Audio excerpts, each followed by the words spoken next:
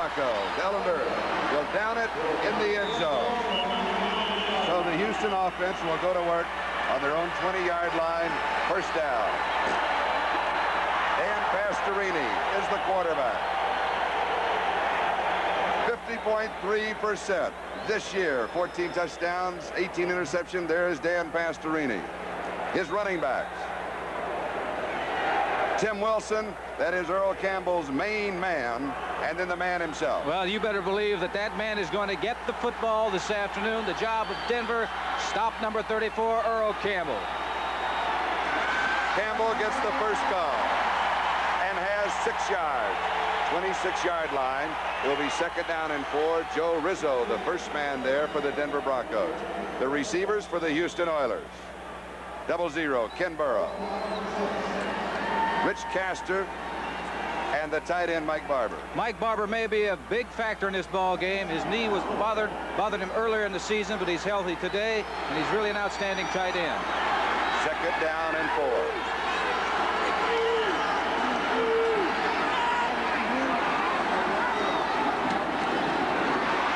Tim Wilson, right side. Defense is there. He shakes 2 tacklers. He may pick up the first down. He has to go to the 30-yard line. Reuben Carter finally got it. It is a first down.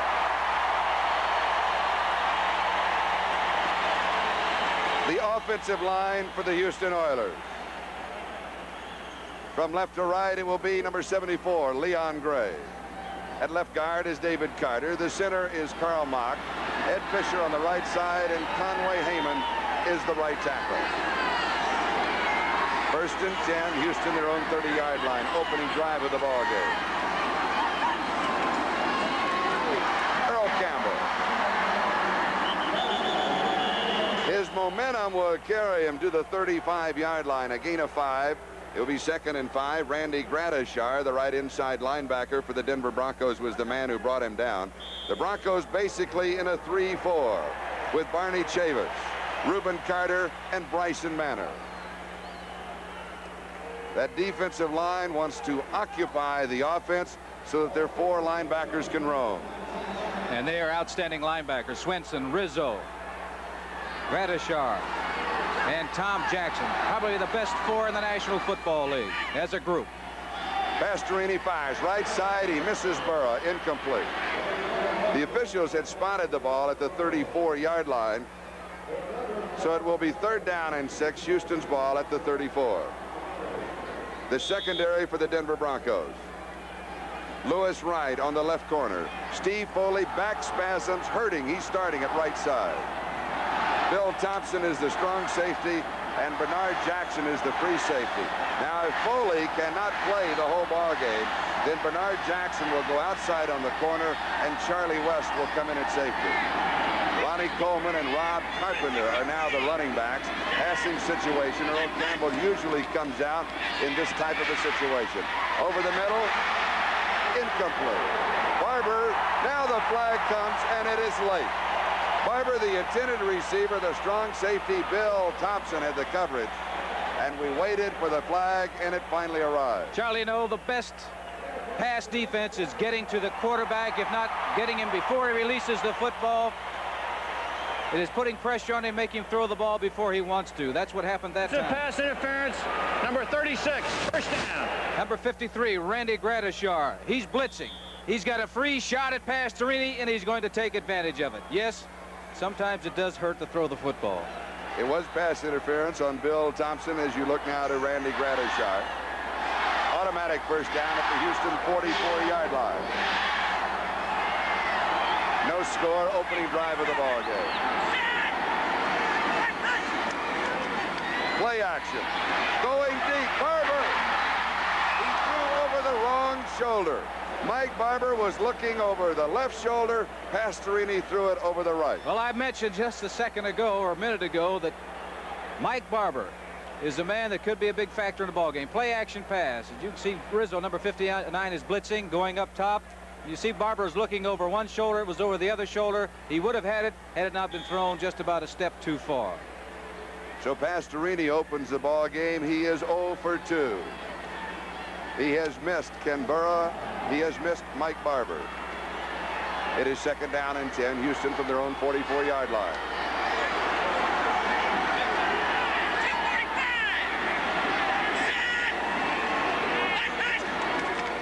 The draw, Wilson slips a tackle. Back to the line of scrimmage, maybe a yard. They'll mark at the 45-yard line, a gain of 1. It will be third down and 9. Bob Swinson is the man who stopped in for the Denver Broncos. And this Denver defense is very tough, particularly against the rush. Yes, they are. And this is an opportunity right now for Denver to shut off Houston. I had mentioned that what Denver wants to do is score first to quiet this crowd down. Because if Houston gets on the board first, I will assure you that this crowd is going to really get loud for the entire afternoon. Third down 9. Ronnie Coleman and Rob Carpenter come in. Campbell and Wilson come out. Pastorini goes wide deep. open. Coleman holds on to it. 14-yard line. Converting on a third and 9. Covering 40 yards on the play. And listen to the crowd here in the Dome. Really, that was an outstanding catch by Coleman, the back that comes in passing situations. Pastorini laid it right where it should be. He really had to stretch to make the catch. Look at that head of his, following that football all the way into his stomach. A big, big play for Houston, now inside the 20-yard line of the Denver Broncos, going in. Excellent opportunity for a score now. If not, a touchdown, at least 3 points. And in the 16-game regular season, Ronnie Coleman caught only 12 passes. Well, none was bigger than that one right there. First down, Denver 14-yard line. Campbell goes to work, left side. Earl fights his way to the 10-yard line. Bob Swinson and Joe Rizzo wrestle him down. Really shows the strength of Earl Campbell. He was hit near the line of scrimmage, but still he picked up about 4 yards on the play. And it took several Denver Broncos to bring him down. Right now, you're taking a look at Tim Wilson going on, making a block, and there he's hit at the line of scrimmage by Swinson, Bob Swinson. And Bob Swinson is a big man. He's about 230 or 35 pounds. Earl Campbell, 3 carries, 14 yards. Second down 6, Denver 10-yard line. 11 minutes. Time remaining. We're in the first quarter. 4 minutes into the ball game. Earl Campbell, right side. Wilson leads the way. Campbell's in trouble.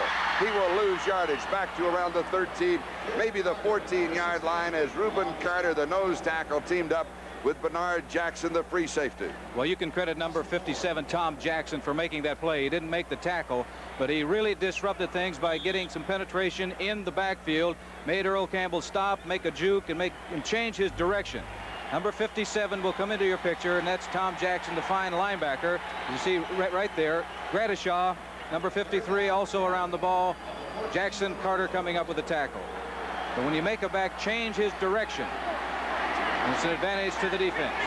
It is third down and 10. Mike Renfro is in. This is the 10th play of the drive. This one is dropped off. It is incomplete.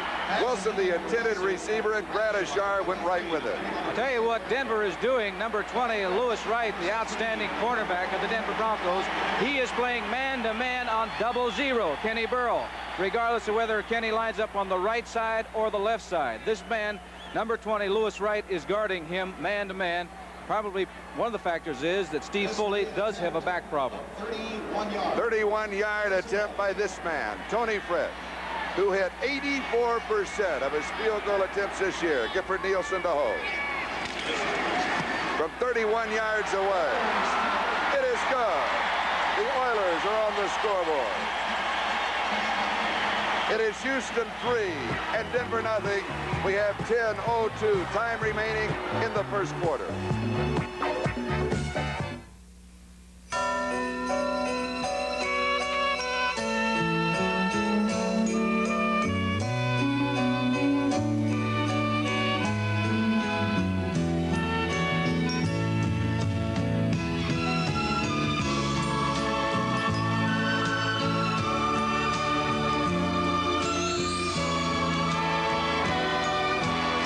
Christmas to all of you from all of us at Schlitz. This is Charlie Jones, Lynn Dawson, and now Denver, they have to get something moving Well, very quickly. I should say so. Otherwise, this crowd is really going to become a factor in this football game, and it's going to be all for the Houston Oilers and against the Denver Broncos, much like what would have happened had they been playing in Denver, Colorado, with the great fans that they have up there. Dave Preston at the 5-yard line. Preston on the return, hits to the far side, falls forward to about the 20-yard line. Guido Merkins is the man who made the tackle. So it is a 1st and 10 for the Broncos on their own 20-yard line, with Greg Morton the quarterback, and Morton has a pulled stomach muscle. Otis Armstrong will be one of his running backs, and the other one will be John Keyworth, as Rob Lytle is out, knee surgery a couple of weeks ago.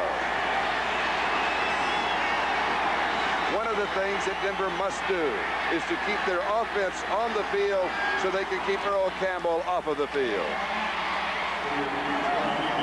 Otis Armstrong gets the first call. He picks up 4 yards to the 24-yard line. It will be 2nd down and 6 as Vernon Perry makes the tackle. The receivers for the Denver Broncos: Rick Upchurch, who you saw briefly, and there he comes again. And he has an ankle, a heel, and an Achilles. Yes, and I think that they may not be going to him that frequently. They're in with double tight right now, and Upchurch is not in the ball game. Riley Odoms is in, Egloff is in, Moses is in. Otis Armstrong near the 1st down. Robert Brazil made the tackle. And we'll look at the offensive line of the Denver Broncos. And these are the 5 men that must today give Craig Morton the protection. Dave Studdard, Tom Glassick, Bill Bryan, Paul Howard, and Claudio Minor. And what a year Claudio Minor is having. He's just simply playing outstanding football for the Denver Broncos. 3rd down and about half a yard to go. Dave Preston comes in. He and John Keyworth are the 2 running backs.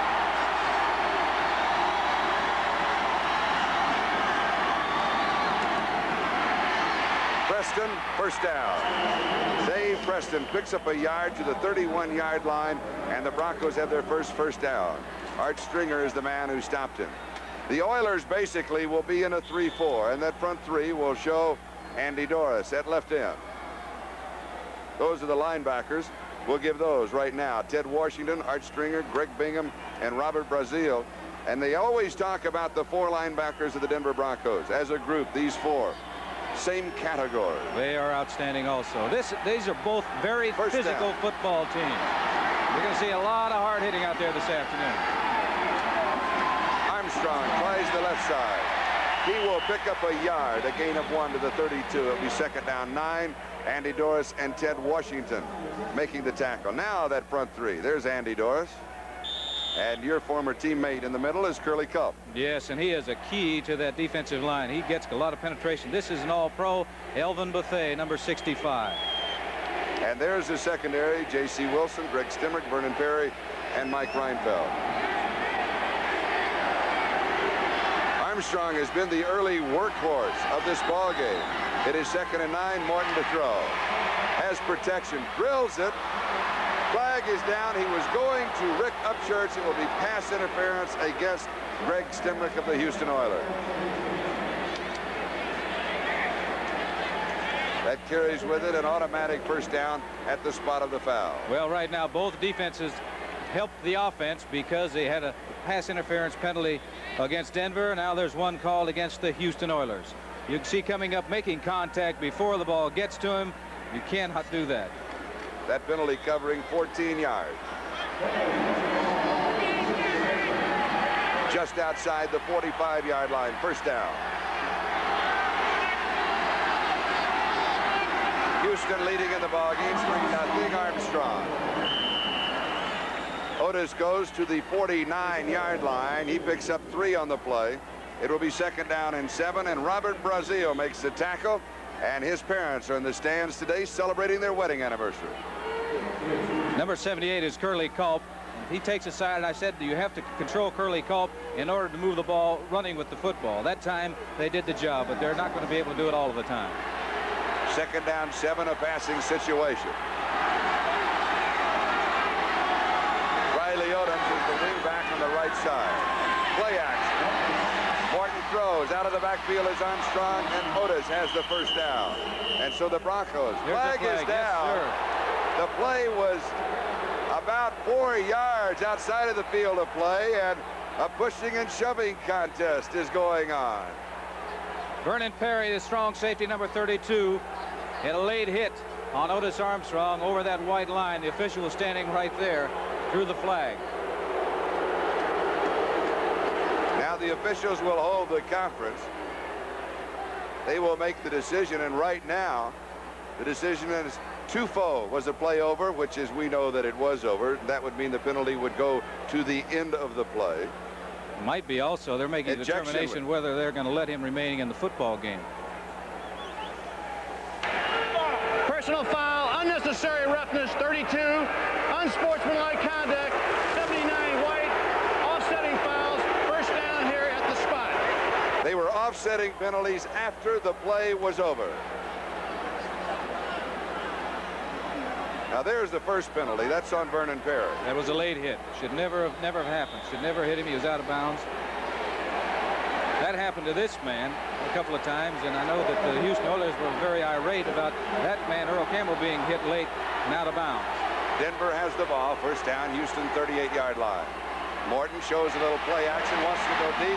Underneath the coverage, pass is complete. Ron Egloff, the number 2 tight end for the Broncos. Vernon Perry makes the tackle. Now Egloff, during the regular season, caught only 5 passes. Well, he caught a very big one there. Riley Odoms is in the ball game. They're operating with a double tight situation. And here is Morton. Now he's got a stomach muscle pull, and you can find out if he's tough or not. He just takes a terrific shot after he releases the ball to number 85, Egloff. Good position now for the Denver Broncos. They are now tapping at the door of the Houston Oilers. That play covering 16 yards to the 22-yard line. Second back through is Armstrong. He has a gain of 5 to the 17. It'll be second down 5. Robert Brazil was the first man there for the Houston Oilers. What Houston has to do, they've got to get some penetration by that defense. You take a look at Curly Culp, number 78. He's being blocked by the center, and that is Bill Bryan, number 64. But there is movement, as you can see, by Denver against the Houston defense. When that happens, you're going to pick up yards. That time they picked up 4 yards on the play. Jim Jensen is in the offensive set along with Otis Armstrong. Second down 5. Armstrong right side. 14-yard line. Maybe the 13-yard line. Vernon Perry and J.C. Wilson were there for the defense. Now in the opening drive for the Houston Oilers, leading to their field goal, they took some 5 minutes. In this drive, the Denver Broncos have taken some 5 minutes of possession of the football. And you were talking about one big reason that this man wants to keep that offense on the field is because Earl Campbell, number 34 at Houston, will not be playing. Bum Phillips, head coach of the Houston Oilers, and Red Miller, head coach of the Denver Broncos. This is the 10th play of this drive. Third down and a couple. Morton to throw on third down. Pass is complete. Preston has it. He stepped out of bounds. Dave Preston out of the backfield, stepped out of bounds. It will be first down and goal to go. Morton was looking downfield, looking for his wide receivers and his tight end. They were covered by Houston's defense. He had to get rid of the ball because of pressure. You see Curly Culp being blocked by 2 men. Gets it off into the flat to his back. Now, he got the first down. That was what Morton was looking for. Make sure you got at least the 3 yards for the first down to continue that drive. There's the man that did the receiving, Dave Preston. Greg Morton has completed 3 of 3 for 40 yards. First down, goal to go, 3-yard line. Flags are down. There was movement by the offense. And that will cost the Denver Broncos. The play didn't go anywhere, but everybody was a little edgy. Illegal motion. I believe it was number 32, fullback John Keyworth, who had movement before the snap of the ball. 4 minutes and 17 seconds. That is the time remaining in the first quarter. Here's the penalty.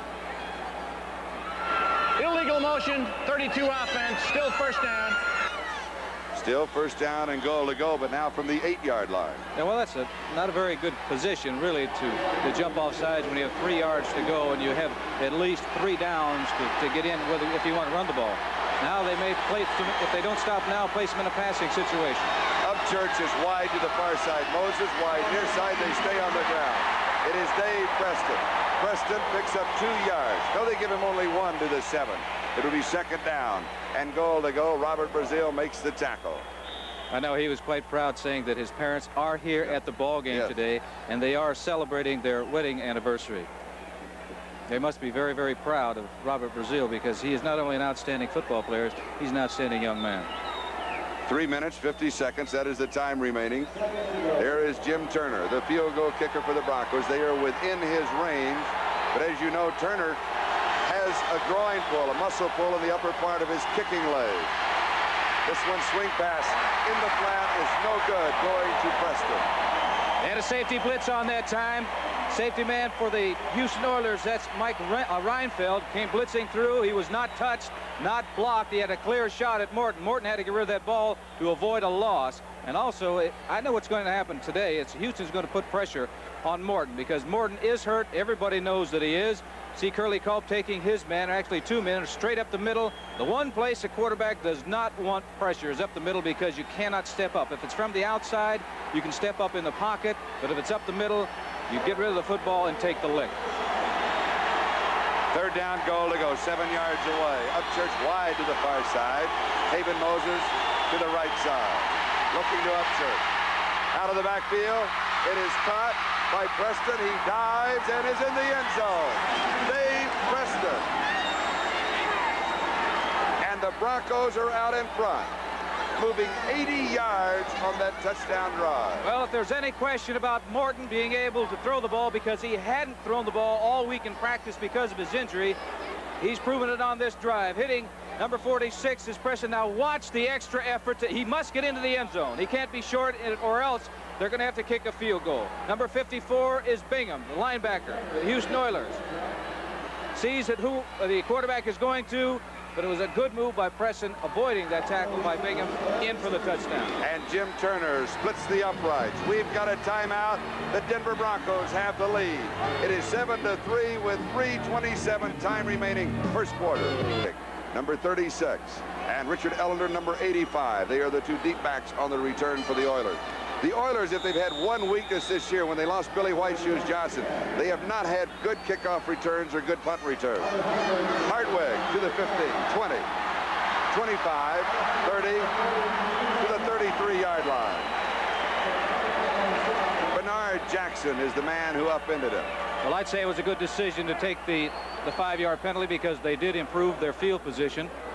A lot of times, Charlie, all year long, we have seen the number of penalties on the kicking game. I'm sure that the coaches take that into consideration, because you know down there that the players are really fired up. They're at at their emotional peak. First down and 10 for Houston from their own 33-yard line. Earl Campbell and Tim Wilson are the running backs. Earl Campbell to the 36-yard line. A gain of 3 yards on the play. It'll be second down and 7. Tom Jackson, one of the 4 Denver linebackers, and they're all very active, is the man who made the tackle. No, they're not only active, they are really extremely fast and quick. And mean. Well, when you meet them off the field, they're not mean, Charlie. Right. They're very pleasant individuals, but they're not off the field right now. You throw all the friendships out the window. You may shake hands before the game and after, but not now. Second down and 7. Play action. Pastorini to throw. Wants to go deep. Throws into coverage, knocked away. Rich Castor, the intended receiver, and Lewis Wright, the fastest man on the Bronco team, is the man who downed it, and Pastorini has completed only 1 of 5 passes. Well, they're trying to shut off the running game, particularly on first down. So he's going to have to get hot. He's going to have to put the ball in the air and complete it. Leon Gray, number 74, the acquisition that Houston acquired from the New England Patriots, really has been a big present for the Houston Oilers. He's had a tremendous season. And and your eyes did not deceive you, Santa Claus is Columbia blue hair for this ball game. 3rd down, 7.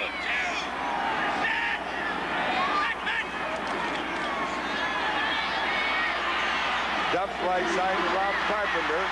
Carpenter has the first down. It was 3rd down and 7. Well, I'll tell you, he made up his mind that he was going to get that first down. You see him cut back to the inside. He knew exactly how far he had to go, and he did it. Number 26, Carpenter.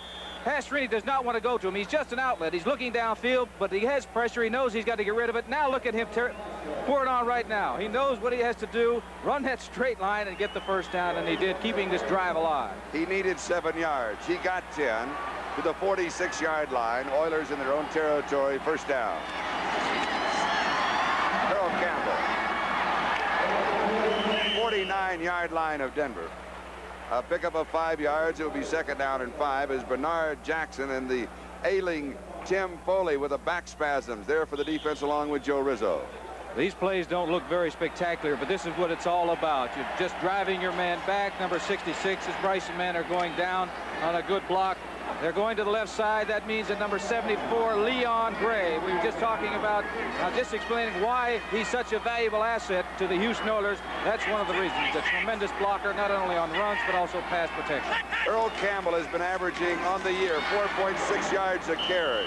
Here he gets only 1. So the Denver defense now has held Campbell in 7 carries to 19 yards. Bryson Manor and Tom Jackson on the last stop. That's why it's so important for Pastorini to get hot, to be able to throw the football, to take some of the pressure off the running game. They're going to be ganging up on Earl Campbell, which they are going to do. He's going to have to be able to throw. It is 3rd down and 3, a short yardage situation. And Earl Campbell has been devastating. 67% of the time this year in this kind of a situation, he has picked up a first down. He might get the ball again then, Charlie. And he does. He is bumped at the 44-yard line, which is just at the first down marker, and then was bumped back. His momentum did not carry him forward. I'll tell you, Lewis Wright really did a fine job of meeting Earl Campbell. This is a heavy load to try to knock back. He's coming right there. Number 20 is Lewis Wright. That's one of the reasons why he is such an outstanding defensive back. It will not be a first down. That is the end of the first quarter. Denver 7, Houston 3. We'll be right back after these messages from your local station. Carl Malden is Skag, a man trying to keep a family together. I'll find some way to help her. I don't know how, but I will. A troubled daughter. I've been so alone. A rebellious son. We should have walked out of there today. And a concerned wife. It is 4th down and 1, just inside the Denver 45-yard line. The Oilers go for it. Well, now is not the time to hold back. This is it. It's sudden death. The crowd comes to their feet. Earl Campbell Fumbles. scramble for the ball. The Denver players signaled that they had it. And then there was a second scramble, and the Broncos have taken over as Denver has held. We are 7 seconds into the second quarter, and we've got a timeout. The score is Denver 7 and Houston 3. We'll be back in a moment. The graphic shows that this year, the second quarter has belonged to Houston. Points for, points against. Denver has had some problems in the second quarter. The Oilers, their problems have all been on the good side of the ledger. Well, I'll tell you, you might mark that last play down where they stopped Houston and stopped Earl Campbell. That means that defense of Denver knows that it can be done. From the Denver 45-yard line, Otis Armstrong comes crawling over a hole opened up by Dave Studdard, Tom Glassick, and Bill Bryan. Next weekend, NBC will be hosting the AFC's divisional playoffs. Saturday, San Diego will take on Houston or Miami, and Sunday, the Steelers will entertain either Miami or Denver. That all, of course, depends on the outcome of today's game. That's the AFC's divisional playoffs next weekend on NBC. That last play covering 5 yards to the 50. It is 2nd and 5, and Jim Jensen gets the call. Jensen will pick up 3 yards on the play to the 47-yard line.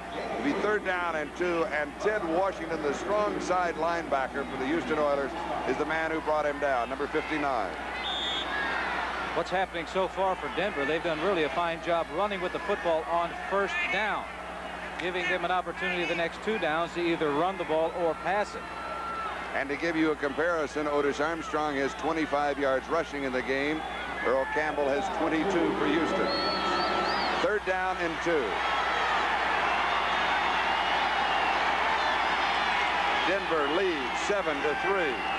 13 and a half minutes left to go. First half. Diving over the top is Jensen. He may not have made it. He was met by Greg Bingham and Andy Doris. The entire inside defensive alignment for the Houston Oilers that time got some penetration. That was one of the reasons why that is going to be very close to whether it's a 1st down or not. The ball is just inside the 46-yard line of Houston. See that Robert Brazil is there. He's going to give him a lot of assistance. You can tell by his reaction that it is a 1st down. Here it is. Number 78, Curly Culp, getting some penetration. Gets a piece of the ball carrier, but he did get up and over far enough, just barely, as you witnessed, to make the 1st down. Bum Phillips, the head coach of the Oilers. There was a lot of feeling that perhaps the Broncos would be down, that their practices, the report was, did not go that well after losing to San Diego last Monday night. Larry Canada is now the running back. Canada to the 42-yard line. He picks up 4 yards. It'll be 2nd down 6. Andy Doris makes the tackle. But the Denver Broncos very loose on their trip yesterday. They flew in. They were 2 hours late arriving. The equipment was late coming into Denver. They were an hour late leaving Denver, and they could not put on a full load of fuel because of the weight factor and the slush on the runways. So they had to land in Amarillo. They were 2 hours late getting here last night, but they were very loose on the flight. And Lynn, as you know, when you're very loose, sometimes you play your best football. 2nd down and 6. Dave Preston. Maybe a half a yard before Vernon Perry and Elvin Bethea make the tackle. Charlie, what you were talking about, Denver has a lot of injuries. They could very easily use that as an excuse, but they have been to the playoffs before. They have tasted that success, and they know what it takes. They know that they have to play with some hurts and some aches and pains. They've been doing that all year. Houston has too. When you've played as many games as they have, you're going to be hurting. But this is for all the marbles. This is what you train and you work for. And of Craig Morton's 4 completions in the ball game, 3 have been to the backs, 1 to the tight end. He slips, he will be sacked. They will stop the play at the 47-yard line. Andy Doris will get credit for the sack. That is the first one of the ball game. Well, that was a big defensive play for the Houston Oilers, because now they're going to have to come in and punt the football, and they picked up another 1st down. They've been getting close to field goal range. And Morton just tripped over his own foot as he was going back. So Luke Prestridge with a 39.9-yard average, the first punt of the ball game. Richard Ellender is the deep back on the return. He goes for the corner. Ellender, a collision at the 5-yard line, and flags go down. This will be technically fair catch interference. He did not signal for a fair catch. It is called that in the rule book. He has a right to catch the ball. You cannot take that right away from him. And he also made a mistake of even trying to catch it. There's a rule that inside the 10-yard line you let it go, but he's at the 5-yard line or near the 5-yard line. It is interference by the kicking team on the receiving team, so they're going to be penalized for it. But Ellender...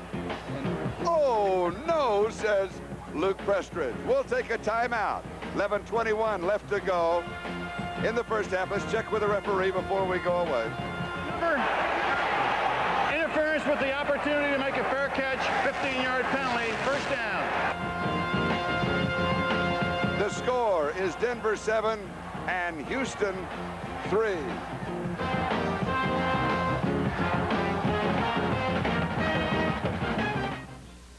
There There you see Morton warming up on the sidelines. The reason he's doing that, every time he throws the football, it hurts. So he wants to just get used to the pain. He knows he's going to be hurting all afternoon long. He is playing with pulled stomach muscles. Play action by Pastorini. Pump fake, he goes deep to Burrow.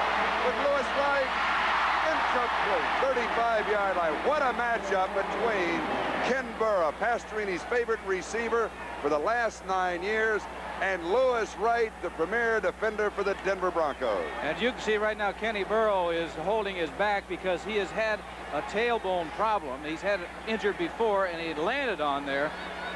On this throw, Pastorini gets hit as he releases. That takes a little bit off that football, although he does have a strong arm. Now, this is jump ball right now. And Lewis Wright, an outstanding quarterback. Now, you can see right there, Kenny Burrow is landing on his injury. Right on the tailbone. He injured it in the Dallas game. We have the offensive left side of the Oiler line jumping the gun. That will cost him a quick 5 yards. The line of scrimmage is the 22-yard line. Houston in their own territory.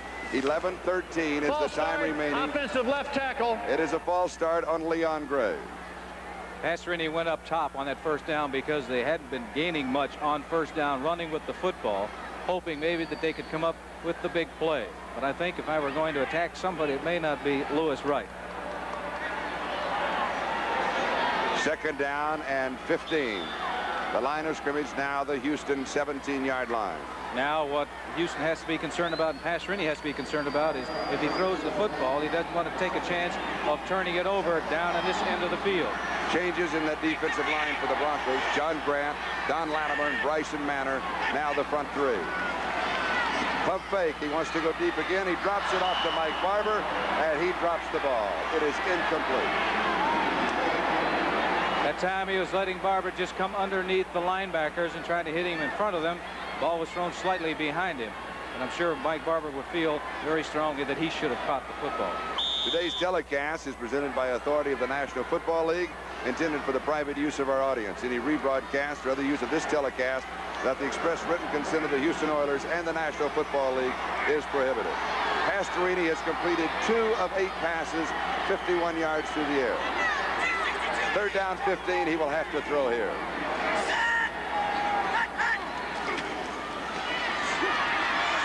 He rolls, he goes deep to Barber down the sideline.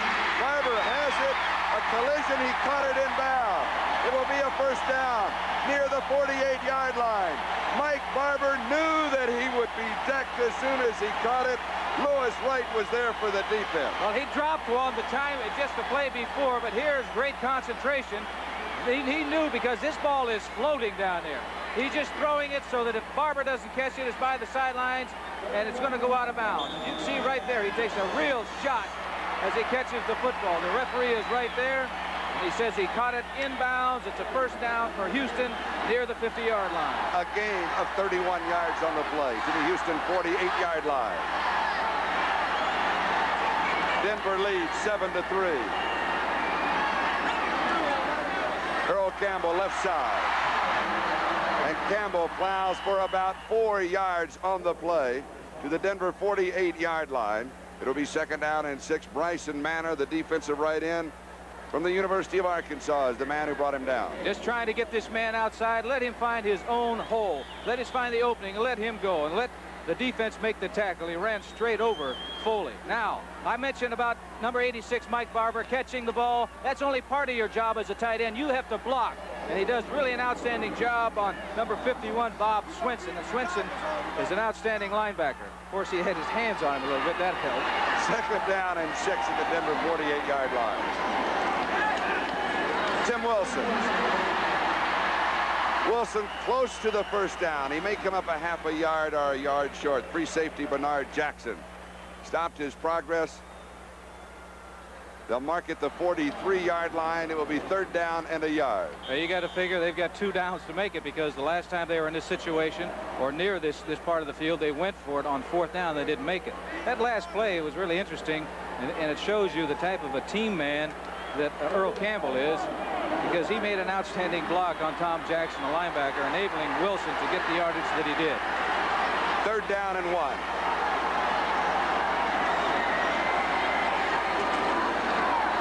Campbell Pastorini fumbled the snap, was delayed momentarily on the pitch to Campbell.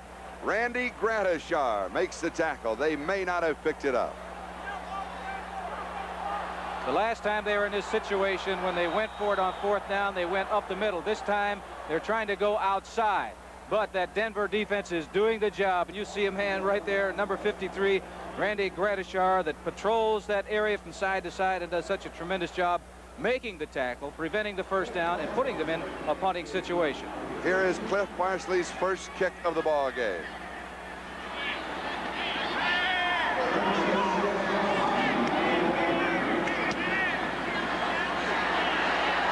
Going for the corner, and it is out of bounds.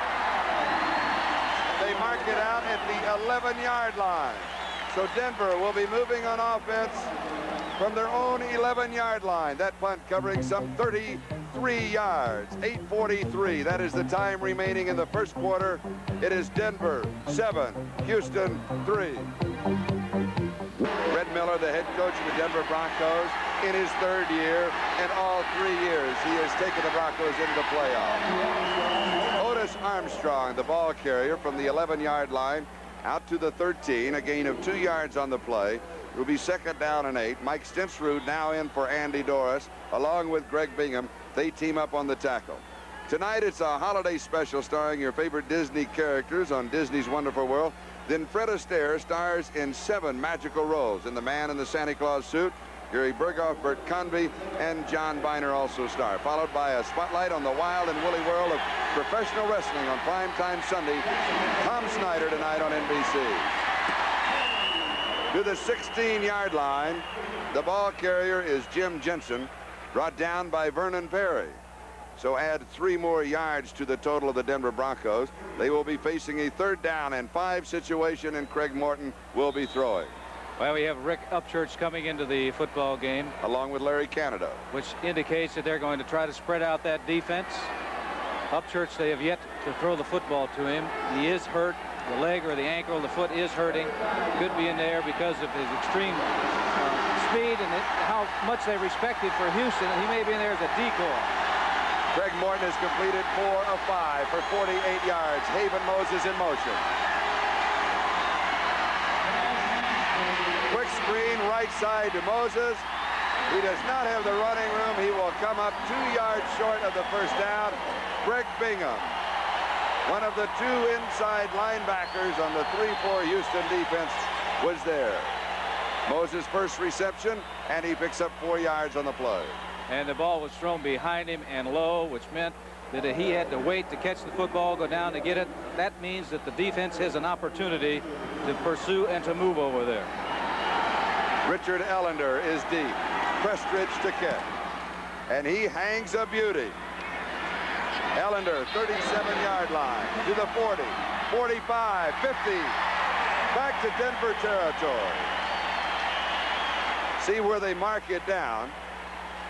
His momentum carried him almost to the 45-yard line. Officials will spot it at about the 46-yard line. We've got a timeout, 6:36 left to go.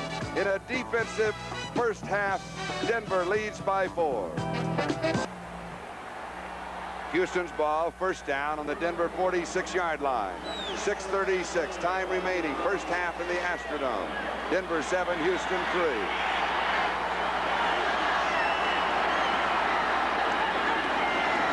Pastorini play action. It's a screen right side. It's Tim Wilson. Wilson to the 40, 35. Wilson to the 30. Wilson to the 27, maybe the 26-yard line. A gain of 20 yards on the play. John Grant finally caught him for the Denver Broncos, along with Lewis Wright. Number 60, Fisher, the guard, really provided a key block on this screen to Wilson. The penetration is coming. He makes the catch right there. The block that sprung him loose turned him to the inside. An excellent running by Tim Wilson gets him the additional yardage. And what happens to the quarterback after he gets rid of it? He is greeted by one of his friends on the other side of the line of scrimmage. First down, Denver 26-yard line.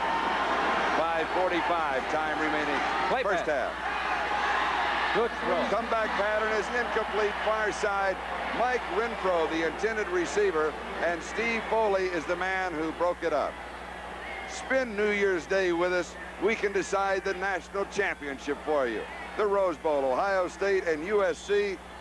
They are ranked number 1 and number 3. That should be a great game, Ohio State. And then that evening, New Year's Day, the Orange Bowl, Oklahoma and Florida State. They are ranked 4 and 5. So a great day on football on New Year's Day on NBC. Second down and 10, Denver 26-yard line. Oilers trailing by 4. Pastorini takes a lot of time. The snap comes with 1 second on the 30-second clock. Earl Campbell slips 2-3 tackles. Should have been dropped for a loss. He ends up gaining close to 5 yards on the play. Joe Rizzo finally brought him down. You're going to contain this man for a while, but you're not going to do it all day. Number 57, Tom Jackson, makes an excellent play right there because he disrupts everything now. He almost takes him down, but the great balance of Earl Campbell keeps him upright. Now he's fighting and struggling, comes up with a couple of yards where the ordinary back wouldn't have gotten any. Earl Campbell, who once again set all kinds of records. 11 100-yard games this past season. Third down 5.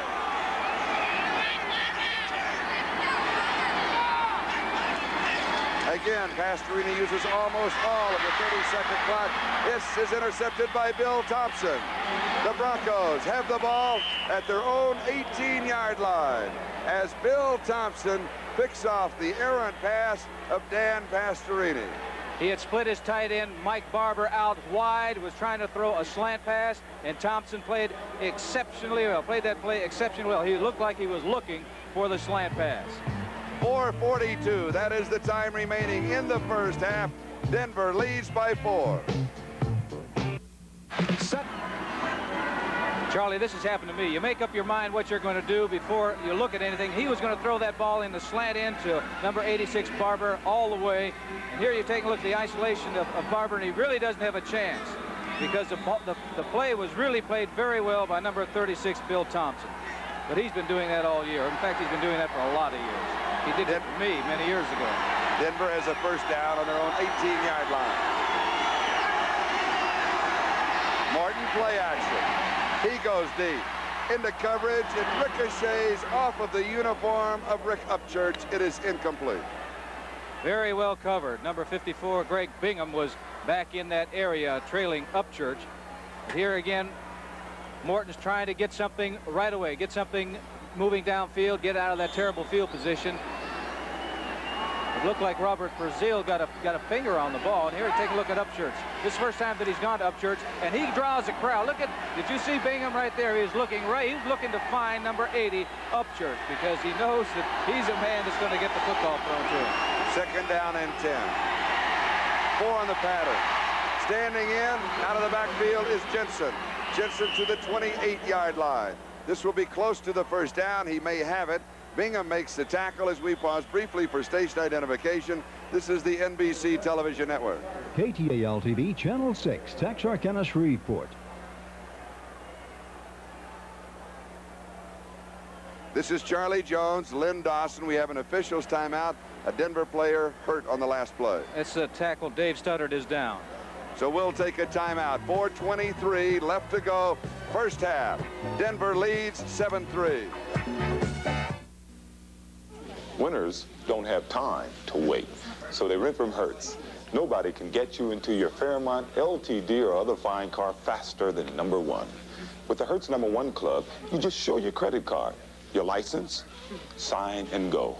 No wonder the presidents of over 80% of America's top 500 companies carry Hertz cards. Hiya, Juice. Hey, Jimmy Connors. Hertz, where the winners rent. Monday night was Nancy and lobster. Tuesday night, Marie and veal parmesan. Wednesday night, Monique and beef bourguignon. For those occasions when you're not sure what you're having for dinner, bring along the wine that's correct with any dish. Blue Nun, the delicious imported white wine that goes as well with meat as it does with fish. Friday night, oh yeah, Friday night. progress to the 26-yard line where Houston will go to work. 2:33. That is the time remaining in the second quarter. That kick covered 50 yards with an 11-yard return. See exciting same-day coverage as Kelly Tripucka leads the 4th-ranked Fighting Irish of Notre Dame against All-America guard Kyle Macy and the number 3 Wildcats of Kentucky. That's next Saturday, 11:30 p.m. on the college basketball game of the week on NBC. Kelly Tripucka, that's Frank's son, isn't it? Right. You played with his father against him. In fact, Frank played for this team out here called the Denver Broncos. He certainly did. He was their first quarterback. Houston now from their own 26-yard line. First down, Earl Campbell gets the call. Campbell has 4 yards to the 30. It will be second down and 6. Earl Campbell now 13 carries and 35 yards. His total offense in the first half. Last week in the first half against the Eagles, 134 yards. Denver is very good against the run. Houston believes that they're going to have to run to be successful and win. It's kind of a standoff right now because Houston is not really moving the ball that well on the ground. Second down, 6. Pastorini to throw. Goes left side. Well, I'll tell you, Mike Barber was so wide open down there in the middle of the field that he's shaking his head. He had his hands raised way high, and here again it looked like Pastorini maybe was making up his mind without reading the defense of who he's going to throw to. Guido Merkins, the intended receiver, will take a timeout. 2-minute warning to both benches. Denver 7, Houston 3. Lynn Dawson, this is the Astrodome. And it is very quiet now as Greg Morton has certainly led the Denver offense. They lead 7-3. Yes, sir. A big question mark whether he'd even be able to come out and throw the football today. Denver now shows a 4-man front and 3 linebackers. Third down and 6. Pastorini's throw, far side, is complete to Rob Carpenter. He has the first down. A flag is down on the play. And they'll get 15 more yards for collaring or hitting him around the head, which is an area you can't be tackling a running back or a man with a ball. Personal foul. Tom Jackson was the defender. We'll take a look. Here he is. He needs the first down to continue this drive. This is a fine throw by Pastorini. He gets it out, and right there, you can't do that. That is illegal, Tom. And the reason being is because you see what happens right there, because you can hurt a man. They tag the penalty to the end of the play. Here's the call.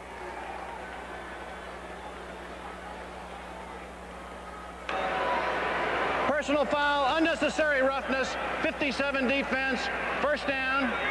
It is a first down at the Denver 42-yard line now with 1 minute and 50 seconds. That is the time remaining in the first half. You don't want to do that at this stage of the game because you got a 4-point lead going into halftime with the other team with the football. Now you're putting them in good field position right now and a first down. It also stops the clock. And it might fire up the opposition too. Earl Campbell and Tim Wilson are in the backfield. Campbell is the remaining back. Renfro in motion. Pastorini drops it off to Earl Campbell. Campbell still on his feet. Campbell drives close to the 35-yard line. Earl Campbell will pick up 5 or 6, and Pastorini is down at the 46-yard line.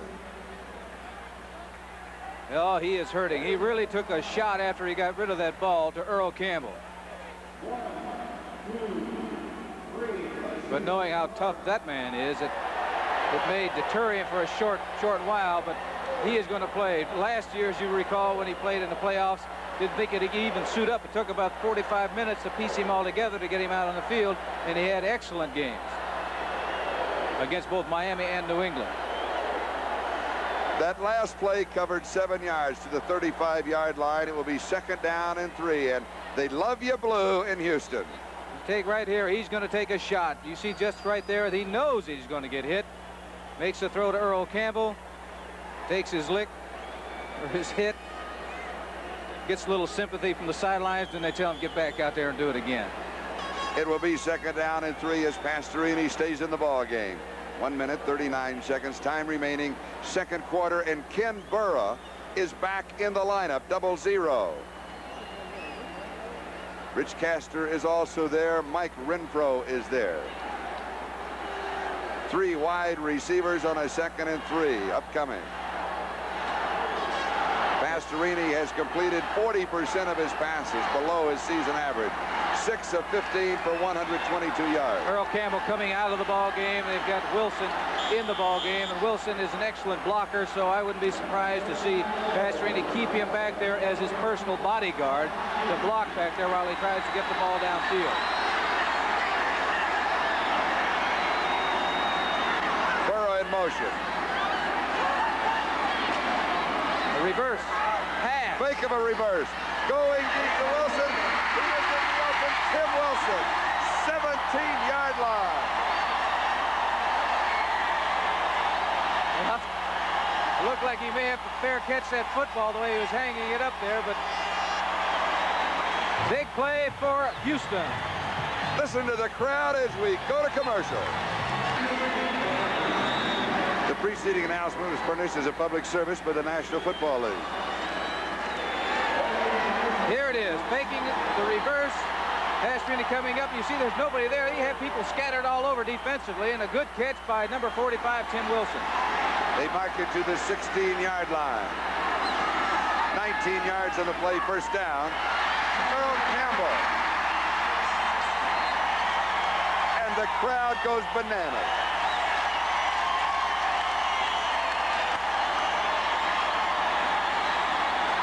Seven-yard line, a gain of 9. 2nd and 1. 1 minute and 5 seconds time remaining, first half. Plenty of time. Earl Campbell. 3-yard line. First down, goal to go. Bob Swinson saved the touchdown. Well, I'll tell you, Bob Swinson played that very, very well, but the great running back that Earl Campbell is still picked up the first down. Swinson was moving along that line of scrimmage, making sure they didn't get outside of him. Campbell cut back at the last instant, picked up the first down. At the top of the show, we talked about home field advantage, home crowd advantage. It shows in this drive. Well, the people who've had to play, teams that have had to play the Denver Broncos in Denver know this.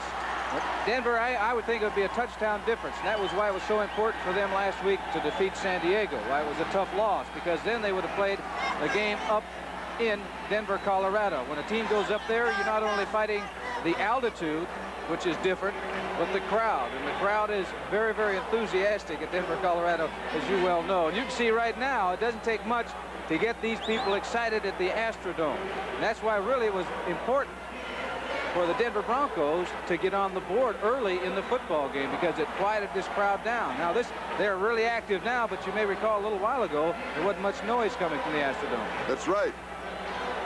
And stay with us at halftime for NFL 79. Let's listen to the music.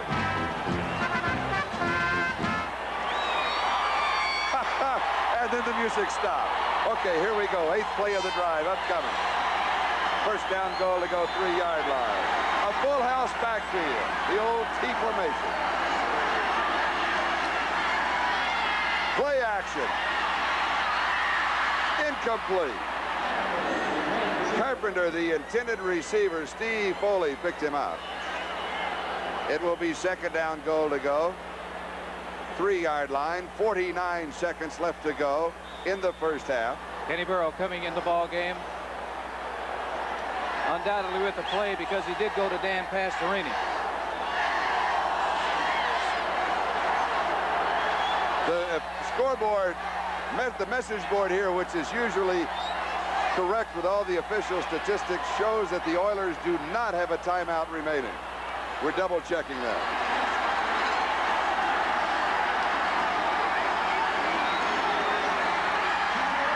Oh, Campbell. He's in the end zone. Doesn't make any difference that he fumbled afterwards. Although you're taking a look at Bob Swinson, he's saying that he maybe fumbled the football before he got into the end zone. Once you cross that goal line with the football, doesn't make any difference after that what happens to the ball.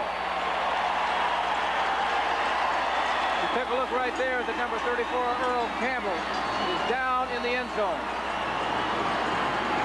Houston has the lead in this very physical defensive first half. Taking a look right now, giving the ball to their main man, number 34, Earl Campbell. Look how low to the ground he is. And he's into the end zone, and what Denver is saying, he fumbled before he got into the end zone. Here you are, number 34, Earl Campbell. Low to the ground, power runner. Looked to me like he was in the end zone, Charlie, that he fumbled the ball after he crossed the line. Looked like a good call by the officials. And like you said, all you have to do is have possession of the football. When the football itself breaks the plane of the goal line, it's a touchdown. But now it is quiet in the Astrodome, as we'll take another look.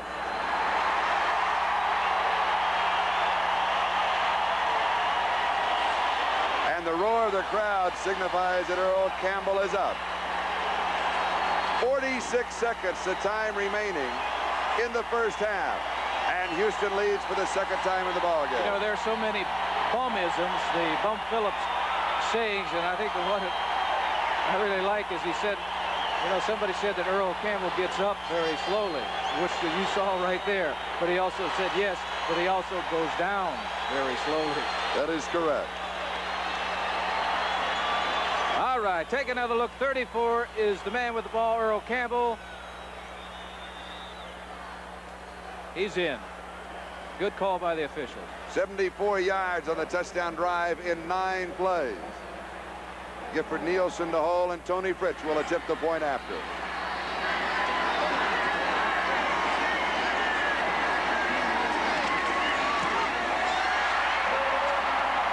It is there. It is Houston 10 and Denver 7 with 46 seconds left to go in the first half. Now let's listen to the music. Houston is the Oilers, the greatest football team.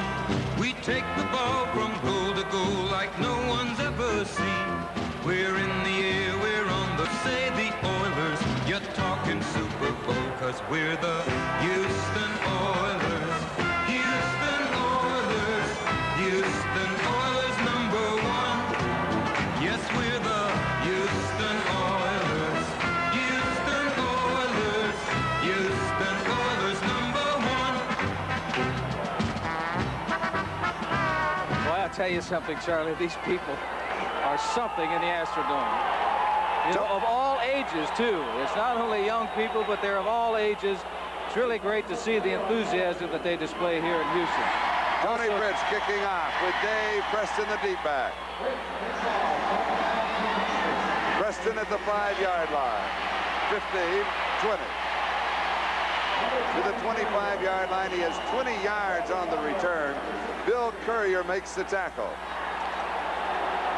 And Mojo, who always comes out and picks up the kicking tee, did a little somersault, and one on the far sideline spikes the kicking tee and will go back to the game. I think he's been saving that move for the playoffs. That's a Charlie. playoff move, Yeah, isn't he it? didn't do that during the regular season. Denver now from their own 25-yard line.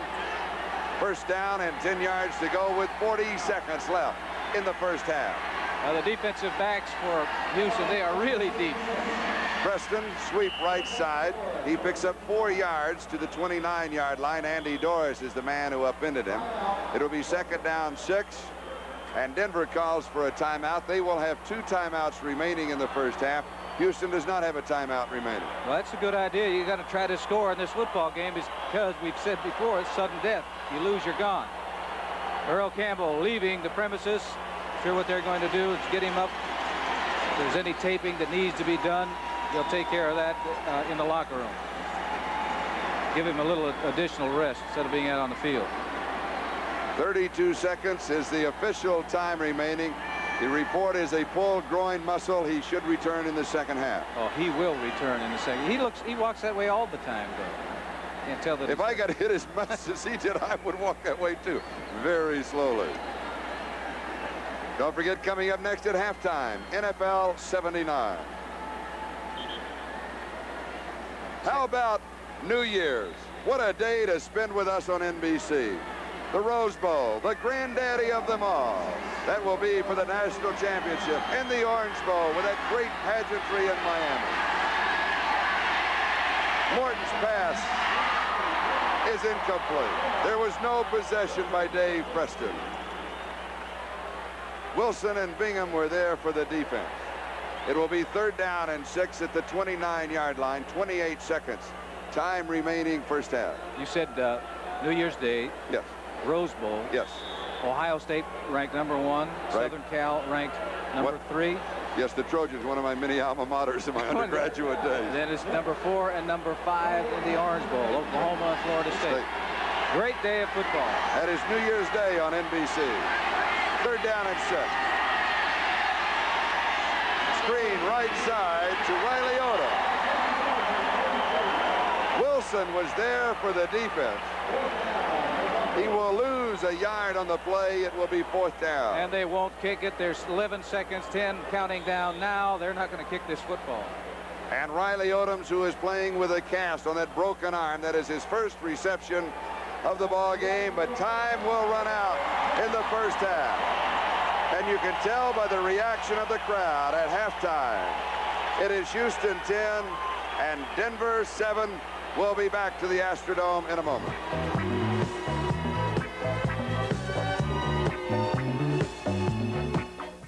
It is halftime here at the Astrodome, and Lynn, it was a very physical first half. Well, it sure was. Last week, the Denver Broncos, they got involved in a very physical football game with the San Diego Chargers. A lot of their players came out with injuries, and they're playing today with a great deal of pain. This is a physical football game. Both teams have been noted for being physical football teams all year long. So the second half is not going to be any different than the first. They're going out there, and they're going after one another. Halftime activities will continue from the Astrodome right after these messages from your local station. Wildcard game played earlier this afternoon. The Philadelphia Eagles took the measure of the Chicago Bears 27-17 before a capacity crowd at Philadelphia's Veterans Stadium. But not before the Bears took the Eagles to the limit. For Chicago, the story was missed scoring opportunities. A chance to break the game wide open several times. That's what the Bears had. Like right here in the first quarter. Phipps back to pass. All alone is rookie Watts out of Tulsa, but he drops the ball on the 15-yard line. Clearly he had a touchdown. And then later, with the Bears leading 17-10 at the half in the third quarter, Peyton gets loose for 85 yards here. He scoots all the way down the sidelines and scores. However, Chicago's Brian Backschnagel was called for illegal motion. The play was called back. And he goes up top, 40 yards. The Astrodome, and let's listen to the music.